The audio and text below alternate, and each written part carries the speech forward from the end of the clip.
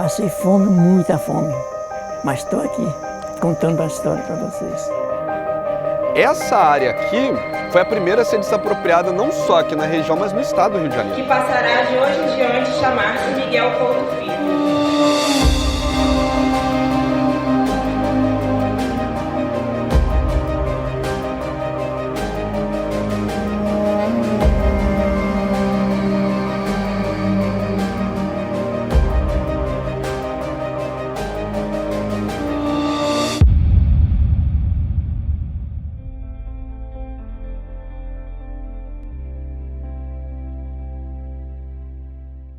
Pedra Lisa é um bairro atrelado à memória da luta camponesa. Registramos nesse documentário nossa homenagem e gratidão a todos e todas que construíram essa trajetória e aqueles que seguem montando as peças dessa memória, reconstruindo e fortalecendo a história de luta pela terra.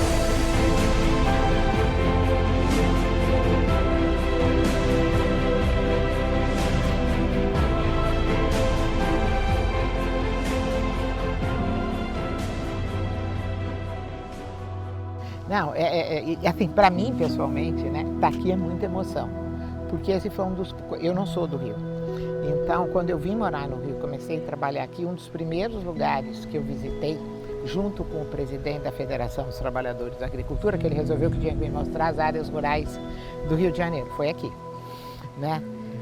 E também, isso nos anos, no final dos 70 e início dos anos 80, eu vim para o Rio em 79, né?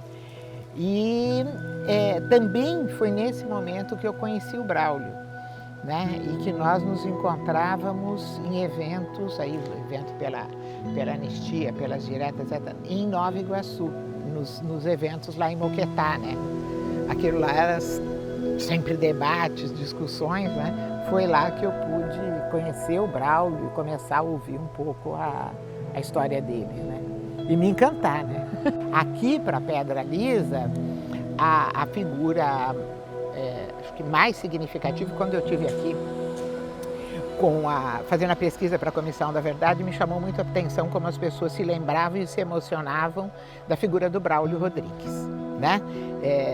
As pessoas assim, falavam do Braulio não só como uma liderança, mas como uma pessoa que estava no dia a dia deles. Né, que eu lembro de uma entrevista que eu fiz, ela falou, mas o Braulio dava bala para as crianças, a gente ficava andando atrás do Braulio, né? Quer dizer, é uma figura que construiu relações de diferentes planos aqui, que foi fundamental para poder agregar o grupo, né? Então, até aproveitar para mostrar, né, as memórias do Braulio, que foi foram longas entrevistas que eu pude fazer com ele, e é interessante, né? O Braulio valorizava muito o seu papel, tanto que ele pediu para fazer isso, né? O que mais te marcou na luta, nessa luta toda, seu Braulio? O que mais te marcou na luta pela terra, pela moradia? Qual foi o fato mais importante para você, assim, quando você lembra de tudo que você viveu nessa luta toda? O que te mais chama atenção, o que mais te marcou?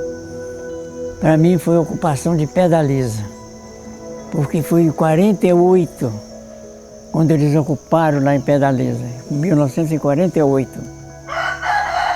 Você vinha 20, 30 pessoas de uma vez para pegar um pedaço de terra. Desenvolveu, criou-se estrada, criou-se sede de associação, criou posto médico, tudo isso foi criado com esse pessoal que hoje estão lá. No meu tempo todo mundo produzia. Ia carro buscar mercadoria lá dentro, na estrada da polícia, que chama o lugar. Morei ali muito tempo. Demos uma nova transformação, uma nova mudança. Na entrada tem uma placa lá de bronze, na entrada. Se você tiver curiosidade, vocês vão ver lá, na Pedra Lisa, essa placa. Os camponeses de Pedra Lisa, poceiros há mais de séculos destas terras, por sucessões hereditárias e de compra e venda, perseguidos por grileiros que lhes queimavam as casas e destruíam as plantações, testemunham neste bronze sua morredoura gratidão ao governador Miguel Couto Filho, pelo seu ato justo e sábio, desapropriando estas mesmas terras em favor daqueles que as ocupam e as cultivam, e resolveram dar o seu nome a este núcleo agrário, que passará de hoje em diante chamar-se Miguel Couto Filho. 7 de 1958. Primeiramente, o dia de hoje é de gratidão. Agradecer por todos que construíram essa trajetória e todos que seguem montando as peças dessa memória e reconstruindo e fortalecendo a nossa história de luta pela terra. Em julho de 1958, o governador Miguel Couto Filho e o vice-governador Roberto Silveira, junto de diversas autoridades, tal como o deputado federal Bocaiúva Cunha, estiveram presentes em Pedra Lisa, junto à população local. Nessa cerimônia, foi instalada a placa de bronze em comemoração às desapropriações das fazendas Santo Antônio do Mato e Limeira, reivindicadas pela Companhia Fazendas Reunidas Normandia, considerada uma empresa grileira pelos poceiros que por lá viviam. Essa região aqui de Pedra Lisa, ela chama atenção, eu acho que não só em termos da história de Pedra Lisa, mas na história nacional, pelo fato que a Associação de Lavradores de Pedra Lisa se constituiu muito precocemente em relação a diversas organizações nacionais, né? A associação ela foi fundada em 48 e já a partir de uma organização de lavradores, né? A associação é a formalização de uma organização de lavradores que estavam sendo ameaçados de serem expulsos das terras onde eles viviam já há pelo menos uma década, né? E que eles cultivavam, eles plantavam, eles vendiam para os mercados locais, etc. Então, de repente, começa essa ameaça de serem expulsos. Então, a criação da associação, ela marca um momento importante que corresponde a uma associação local, mas que começa rapidamente a se articular com outras associações locais que estão sendo criadas aqui na Baixada também, né? Quase que concomitantemente a Pedra Lisa é criada uma associação em Caxias, né? E corresponde a um processo inicial de articulação nacional dos trabalhadores do campo, né? Basicamente poceiros nesse primeiro momento. O que mais chama atenção é o fato de que aqui foi onde começou o movimento camponês no estado do Rio de Janeiro. Primeira associação de trabalhadores rurais foi aqui, e também o próprio processo de chegada dos poceiros aqui e a força mobilizatória que a associação daqui tinha, isso me chamou muita atenção. Chama muita atenção por alguns motivos. O primeiro, eles conseguem ter uma quantidade de mediadores muito grandes, né? Advogados, sindicatos, imprensa progressista que apoiava essa luta, contato com outras associações de trabalhadores rurais, né, que foram fundadas nos anos seguintes em outras regiões do estado, e também a capacidade de distribuir terras que essa associação aqui tinha. Isso me chama muita atenção porque, enfim, eles encontram uma documentação que comprovam que essas terras aqui eram públicas, né? Em contraposição à argumentação da Companhia Fazenda Reunidas Normandia, que era propriedade dos Guinle, e a partir disso eles reivindicam então de que aqui deveria ser formado um núcleo de colonização agrícola e começam a distribuir terras para migrantes, poceiros que vêm de muitas outras regiões. Alguns anos depois, aí já na metade da década de 50, quando a associação aqui começa a ter uma quantidade gigantesca de associados, se eu não me engano, chega a um pico de 1.200, eles começam a também associar gente lá do outro lado, onde hoje é o assentamento Fazenda São Pedro, que também estava em disputa com, mas aí no caso eram meeiros, né, não poceiros, que trabalhavam para a então pretensa proprietária, Doquésia Paz Leme, né? E aí a Sociedade de Lavradores e Poceiros daqui começa também a trazer esses meeiros para se associarem sob o argumento de que para eles pagarem a cota da associação valia mais a pena do que pagar a meia para a pretensa proprietária. Então, assim, essa capacidade mobilizatória que a associação tinha me chamou muita atenção, porque é uma coisa, assim, muito forte e muito potente aqui nessa área. Eu tive contato, os primeiros contatos com a Associação dos Trabalhadores dos Lavradores, né, de Pedra Lisa e Jaceruba, quando eu fui professor da Escola Municipalizada de Jaceruba. Na época era a Escola Estadual de Jaceruba. E como professor, eu buscava fazer um trabalho junto com a comunidade, junto com a Associação de Moradores. E naquele momento eu tive contato pela primeira vez com lideranças, Francisco Lacerda, pai do saudoso também Vantuil Lacerda, Vantuil Dias Lacerda, Darcy da Silveira. E o contato com essas lideranças me fez tomar pé da situação e de quanto essa região e a luta dos trabalhadores dessa região foi importante para o desenvolvimento não só dessa região, mas de todo o município. Muitas políticas públicas foram desenvolvidas a partir da luta desses profissionais, desses trabalhadores, né? A escola de Jaceruba, a ponte de Jaceruba, isso são coisas já da minha época. Mas anterior a isso, na década de 1960, aqui em Pedra Lisa, que era o núcleo central onde esses trabalhadores se organizavam, e muitos deles moravam por aqui e possuíam seus sítios nas áreas, nas adjacências, Jaceruba, Cangote de Porco, Santo Antônio e aqui em Pedra Lisa mesmo, essa região já foi muito mais desenvolvida do que é hoje. A gente está falando de mais de 50 anos atrás, né?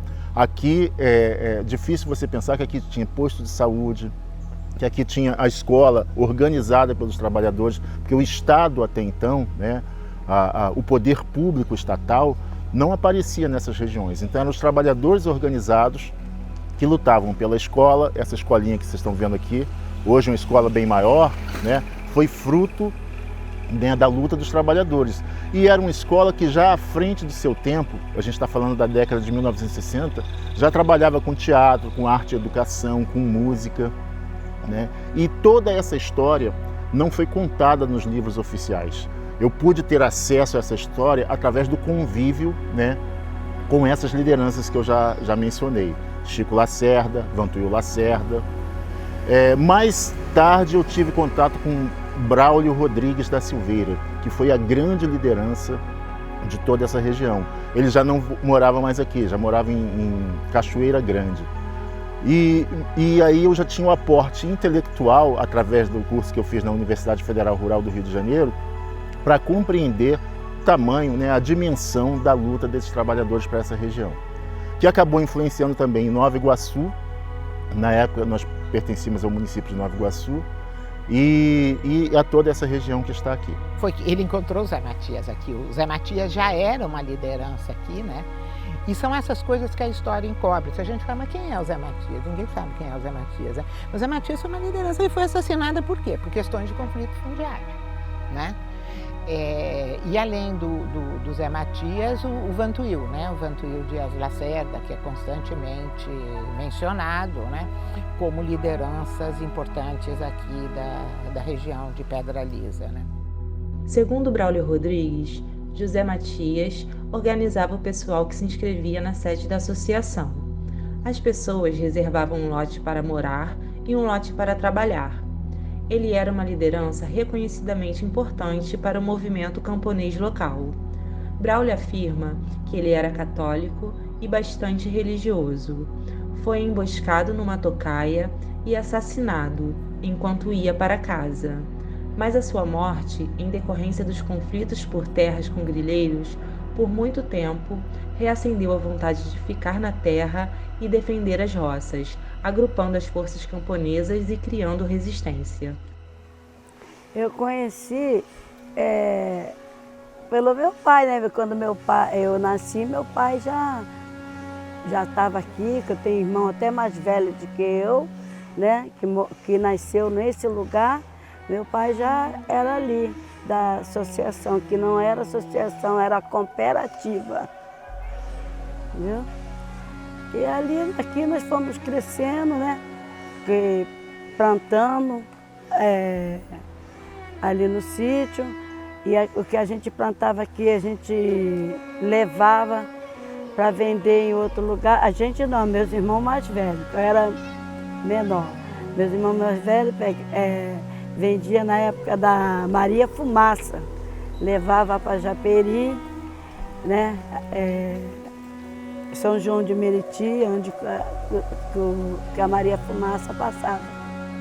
A mandioca, ela sempre foi uma cultura presente, né? Tinha aqueles produtores. Nós tivemos um período que era de produção de arroz, que também se organizava por um outro lado, e eles mantinham isso, toda essa produção direcionada para o mercado da região. E não era um mercado pequeno, ou não era uma produção pequena. A gente sabe que daqui saíam diversos caminhões, uma quantidade grande de alimentos para abastecer a cidade que se desenvolvia e vinha ocupando cada vez mais aqui o espaço.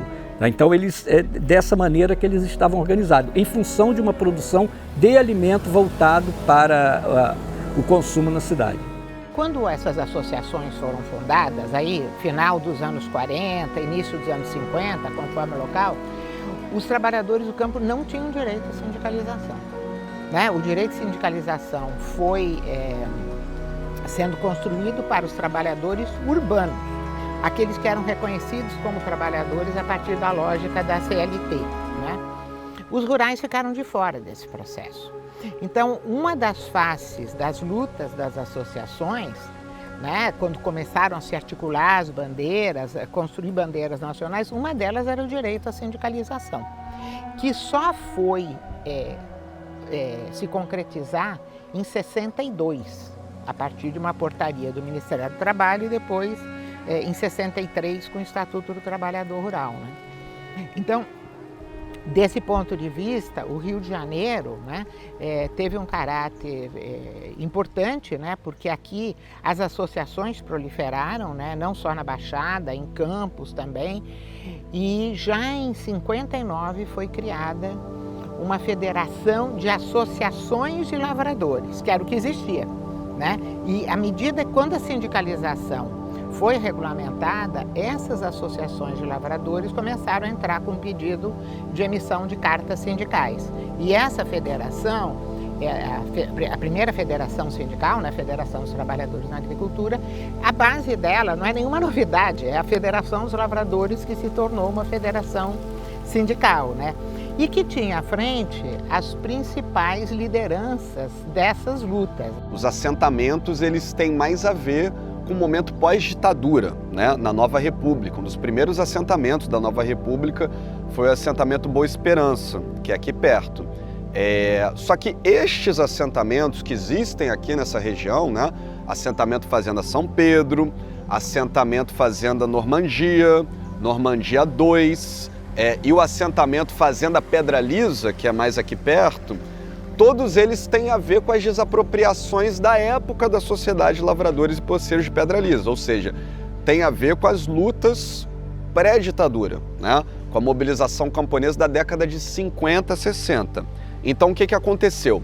Falando, por exemplo, do assentamento Fazenda São Pedro e o assentamento Fazenda Normandia.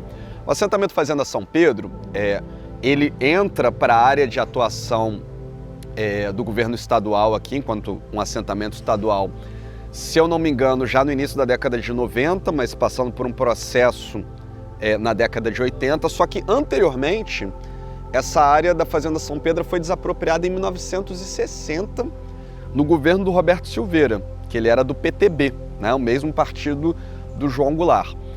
E essa desapropriação acontece pelo mesmo motivo que essas áreas aqui no entorno do centro de Pedra Lisa também são desapropriadas. Acontece porque haviam documentações que comprovavam que essas terras da então pretensa proprietária do Okésia Paz Leme eram aparentemente griladas, né? Porque, ao que tudo indica, essas terras foram vendidas lá atrás, em 1871, para a coroa brasileira, né? Ou seja, para o governo imperial, que depois a União é a herdeira do governo imperial. Logo, essas terras são públicas. e é desapropriada a Fazenda São Pedro a partir dessa mobilização junto dos poceiros daqui, do centro de Pedralisa, com os meeiros de lá da Fazenda São Pedro, e se torna um núcleo de colonização agrícola, né? Vale lembrar que o governo do Roberto Silveira, com o plano agrário, que foi aprovado na LERJ assim que ele foi eleito, né? Consegue instituir e regulamentar a possibilidade do governo estadual criar núcleos de colonização agrícola.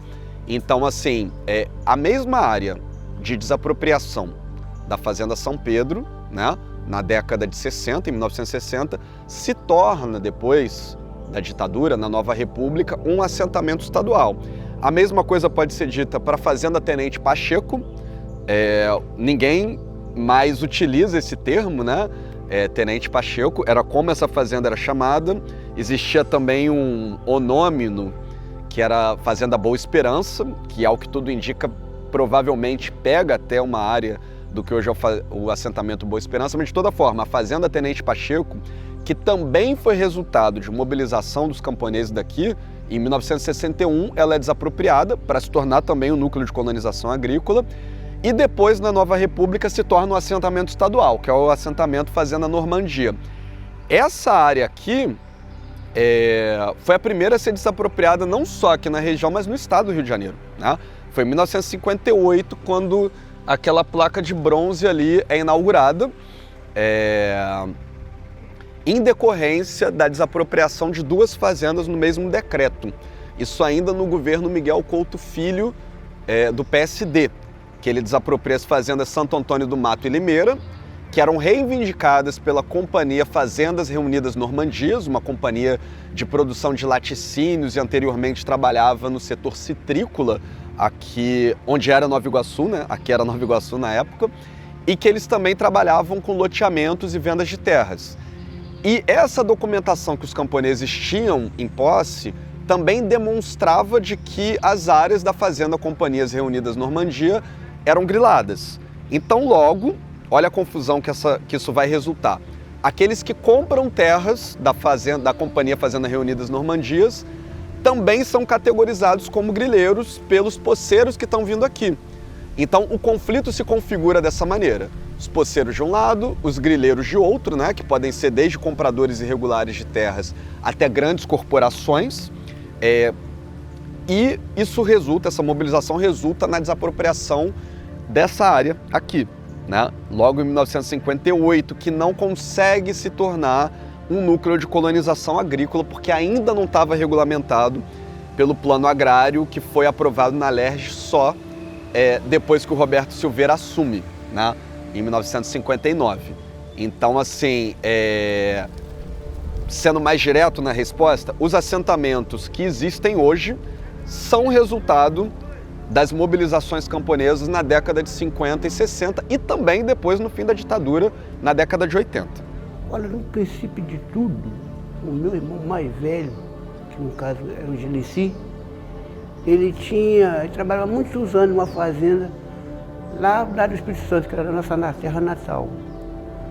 Aí ele, por motivo de ser muito escravizado lá na fazenda, ele acompanhou um primo dele, que tinha uma residência aqui, e falou assim: olha, no Rio seria mais fácil você sobreviver enquanto você está vivendo debaixo da escravidão.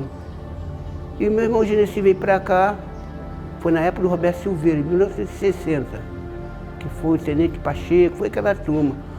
Aí o que acontece? Esse sítio onde nós residimos, o meu irmão veio, localizou aquele sítio, e há alguns tempos apareceu algumas pessoas que diz que era daquela fazenda Normandia, que era o Tenente Pacheco, aquele pessoal todo. E ali eles nos afrontaram, disse que aquela terra ali era uma terra de revoluta, uma terra que não podia ninguém possar, mas o meu irmão já tinha deixado ali naquele conflito. Eles levantaram uma sindicância, cada proprietário. E ali meu pai foi muito resistente na época, que era garoto, tinha uma faixa de 7 para 8 anos, meu pai foi muito resistente, meu pai era deficiente. E ali foi naquele conflito deles falar que meu pai tinha que sair dali, não tinha, e na época nós éramos muitos irmãos. Era muitos irmãos, tinha irmã, tinha irmão. Aí meu pai questionaram para ele que ele veio para ali para poder matar a fome dos filhos, que no caso seria a gente. Aí ele falou assim, olha, mas vocês não vão poder ficar aqui. Aí eles programaram uma força maior para tirar meu pai a troca de caixa. E na minha época, eu era garoto, tenho um pouco de recordação, não tudo, mas tenho um pouco de recordação, que quando eles prometeram, na época do Braulio, aquele povo que eu me lembro bem do Braulio, foi alguns deles que acompanhavam a reunião, e ele disse, olha, quando eles chegar aqui, vocês não vão atacar eles, mas vão responder que vocês vieram aqui porque a fome onde você estava era muito cruel. E meu pai estava sendo escravizado lá, e meus irmãos sendo escravizados, e ali dependia da terra para poder comer e viver do suor do rosto dele. Aí eles mandaram o exército fazer uma verigação concernente o proprietário, que era meu pai. E meu pai resistiu, eles mandaram o exército. Isso foi no período da ditadura militar? Foi isso, foi na época do exército, da ditadura militar. E eles vieram com um bando de soldados, aquele carrão do exército. E quando eles chegaram lá, eles perguntaram ao meu pai, o que vocês querem? Vocês querem sair daqui ou vocês querem sair à força? O meu pai falou assim, olha meu amigo, eu vim aqui matar a fome dos meus filhos. Eu não vim guerrear com você, vim guerrear contra a fome. E eu quero viver honestamente, ganhando o suor do meu rosto. Quero criar meus filhos, porque eu fui criado, trabalho, eu sei roçar, sei capinar, sei cortar de machado. Aí ele falou, mas o senhor é uma pessoa deficiente, o senhor é o pepé, o senhor não consegue fazer isso? Não, meu pai, eu sei capinar, sei roçar, sei fazer tudo quanto é tipo de plantação. E eu não vim aqui. E ele falou assim, muito bem, o senhor está aí, mas o senhor está invadiu uma área que é militarismo. Eu falei, não invadi, eu vim para aqui para matar a minha fome. Estou a respeitar a lei porque eu estou lutando contra a fome. E repetiu para o meu pai, disse assim, sendo assim, a gente não vai, vocês, vamos ficar aí, mas vai ter uma norma para você. E eles viraram o exército, o carro, foram embora. Não afrontou ninguém, não matou, não atirou ninguém, e foram embora. Nessas alturas, alguns proprietários que tinham também quase as mesmas condições do meu pai, que na coisa já estava quase entregando os pontos, porque quando eles falaram para o meu pai que a sentença de todo mundo era exterminar todo mundo. Aí o meu pai falou, então faz o seguinte, antes que vocês matem os filhos e a minha esposa, me mata primeiro.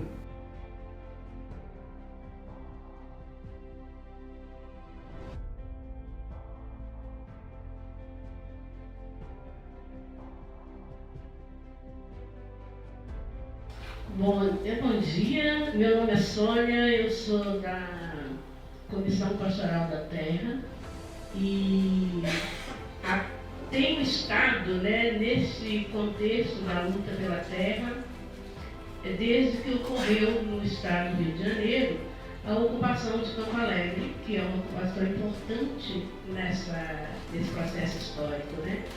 Quando estava revisitando a história de luta pela terra aqui neste território, eu comecei a perceber a importância que isso teve, seja confirmada aqui pela fala do companheirinho que me antecedeu, quando ele vai dizer o quanto isso foi importante, seja aqui, para este lugar, mas seja para o Estado.